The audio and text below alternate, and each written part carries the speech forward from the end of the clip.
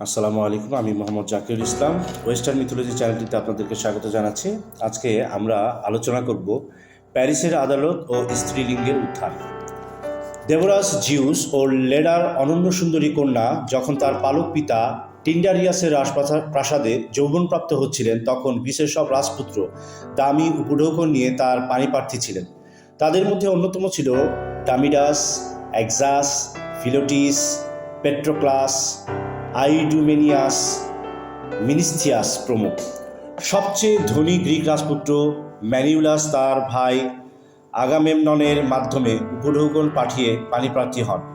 এত পাণিপ্রার্থীর মধ্যে হেলেনের বিয়ের পর সম্ভাব্য রক্তক্ষয় বিগ্রহ এড়ানোর জন্য ওডেসিয়াসের পরামর্শে পাণিপ্রার্থীদের নিকট থেকে এই মর্মে প্রতিশ্রুতি নেন যে প্রয়োজনে সবাই হেলেনের বিপদের সময় তার সাহায্যে এগিয়ে আসবেন।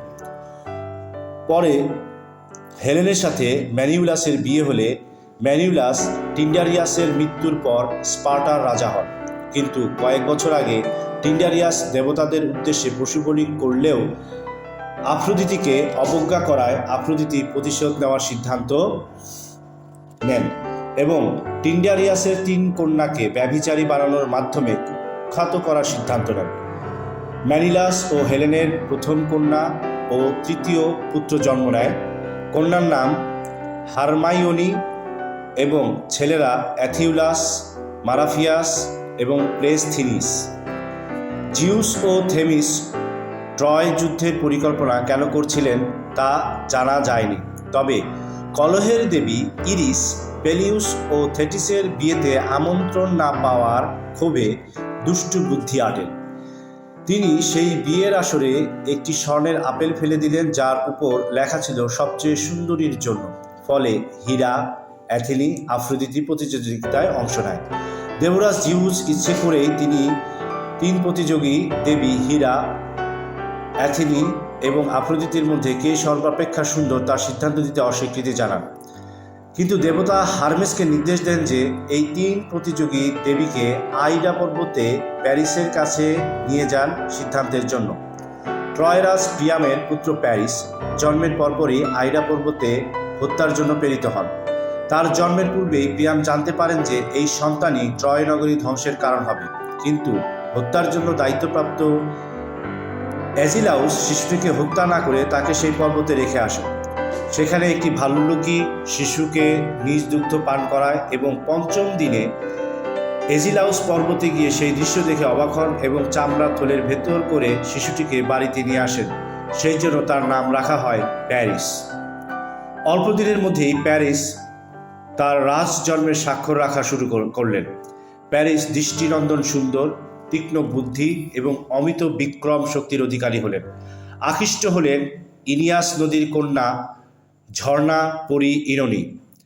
প্রেম থেকে প্যারিসের সাথে ইরনির বিয়ে হলো।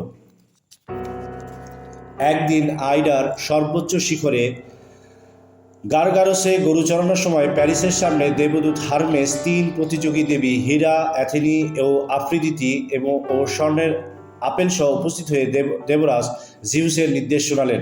Paris, since you are as handsome as you are wise in affairs of the heart, Zeus commands you to judge which of these goddess is the fairest. Paris সানন্দে আপেলটি গ্রহণ করলেন এবং বললেন, আমার মতে একজন গরু চারক কি করে দেবীদের বিচারক হবে? আমি 3 জনের মধ্যে আপেলটি ভাগ করে দিব। না না, তুমি কখনো সর্বক্ষমতাধর জিউসের নির্দেশ অমান্য করতে পারো না।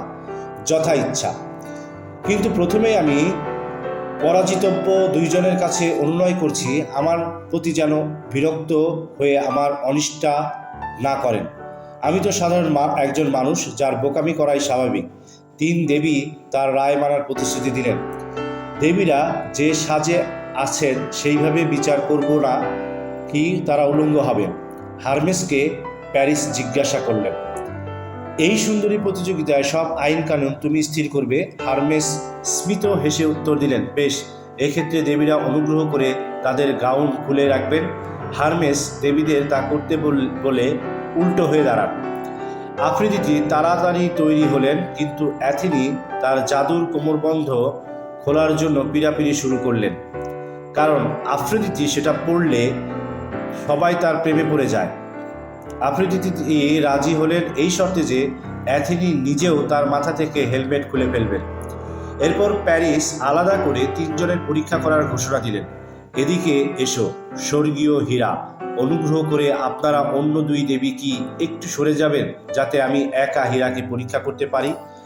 তার অনন্য শরীরটি প্রদর্শন করে হীরা বললেন, মনে রেখো, তুমি যদি আমাকে সেরা সুন্দরী মুকুট পরিয়ে দাও, আমি তোমাকে বিশ্বের সেরা ধনী ব্যক্তি বানাবো। আমাকে ঘুষ দেওয়ার প্রয়োজন হবে না, ধন্যবাদ। আমার যা কিছু দেখার প্রয়োজন ছিল আমি তা দেখেছি। এখন আপনি আসুন। হে স্বর্গীয় দেবী অ্যাথেনি। অ্যাথেনিকে আহ্বান জানালেন প্যারিস। আমাকে পুরস্কারটি দিলে তোমাকে আমি সকল যুদ্ধে জয়ী করব এবং বিশ্বসেরা জ্ঞানী বানাবো, বললেন অ্যাথেনি প্যারিসকে। আমি একজন সামান্য মেষপালক, যোদ্ধা নই। এখন আপনি কাপড় পরতে পারেন এবং হেলমেট মাথায় লাগাতে পারেন, প্যারিস জবাব দিলেন। আফ্রোদিতি কি প্রস্তুত? আফ্রোদিতি হাসতে হাসতে এগিয়ে এলেন। প্যারিস লজ্জায় লাল হয়ে গেলেন, কেননা আফ্রোদিতি এত কাছে এলো যে প্রায় ছোঁয়া লাগলো।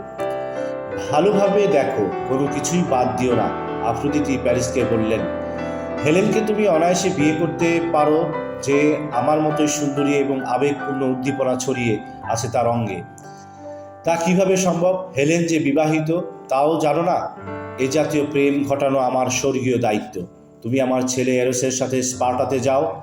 তুমি একবার স্পার্টাতে যাও, আমি এবং এরোস মিলে হেলেনের পা থেকে মাথা পর্যন্ত তোমার প্রেমে পড়ার ব্যবস্থা করব। শিহরিত প্যারিস আফ্রোদিতির কাছে তার প্রতিশ্রুতি চাইল। আফ্রোদিতি প্যারিসকে সেই প্রতিশ্রুতি দেওয়া মাত্রই প্যারিস তাকে সোনালি আপেলটি দিলেন। এই রায়ে প্যারিস হীরা ও অ্যাথেনির ক্রোধের শিকার হলেন। তারা ট্রয় নগরী ধ্বংসের প্রতিজ্ঞা করে উড়াল দিলেন, আর আফ্রোদিতি মগ্ন হলেন হেলেনকে প্যারিসের প্রেমের ফাঁদে ফেলার জন্য। এইদিকে ম্যানিউলাস অপ্রত্যাশিতভাবে ট্রয়ে এলেন স্পার্টার চলমান মহামারীর হাত থেকে রেহাইয়ের উপায় খুঁজতে। সুযোগ বুঝে প্যারিস তাকে অপরিসীম আপ্যায়ন করলেন এবং নিজের পাপমুক্তির জন্য স্পার্টায় যাওয়ার ইচ্ছা জানালেন। প্যারিসের আতিথেয়তায় মুগ্ধ হয়ে ম্যানিউলাস তাকে নিজ গৃহে নিয়ে গেলেন এবং 9 দিন তাকে ভুরিভোজ করালেন। ভোজসভায় প্যারিস ট্রয় থেকে নিয়ে আসা উপঢৌকন হেলেনকে দিলেন। সাথে দিলেন তার নির্লজ্জ চাহনি, উচ্চ দীর্ঘশ্বাস, দৃঢ়প্রেমের আহ্বান এবং হেলেনের হাত থেকে সুরাপাত্রটি নিয়ে সেখানে ঠোঁট লাগালেন যেখানে হেলেন চুমুক দিয়েছিলেন। অন্যদিকে ম্যানিউলাস পিতামহ ক্যাট্রিয়াসেসের অন্ত্যেষ্টিক্রিয়ায় যোগদানের জন্য রাজ্যভার ও অতিথিকে হেলেনের কাছে সুপর্দ করে ক্রিট চলে গেলেন, আর সেই রাতেই হেলেন প্যারিসের সাথে পালিয়ে গেলেন। পথিমধ্যে নানা প্রতিকূল অবস্থায় পড়লেও শেষ পর্যন্ত এই যুগল ট্রয় নগরে পৌঁছালেন। মহা ধুমধামে হেলেন ও প্যারিসের বিয়ে হলো। সমগ্র ট্রয় নগরী মহা আনন্দে তালে তালে হেলেনকে বরণ করে নিলেন। মনে হলো সমগ্র ট্রয় নগরী হেলেনের প্রেমে হাবুডুবু খাচ্ছে। ট্রয় রাজ প্রিয়াম সকলকে নিয়ে শপথ করলেন, নেভার টু লেট হার গো। যদিও তারা জানলেন না এর ভয়াবহ পরিণতির কথা, ফলে বিবেকের উপর স্ত্রীলিঙ্গের উত্থান হলো। ধন্যবাদ। এরকম আরও ইনফরমেশন পাওয়ার জন্য চ্যানেলটিকে সাবস্ক্রাইব করবেন, লাইক, শেয়ার এবং কমেন্ট করবেন। And please never to forget press the bell icon. Thank you.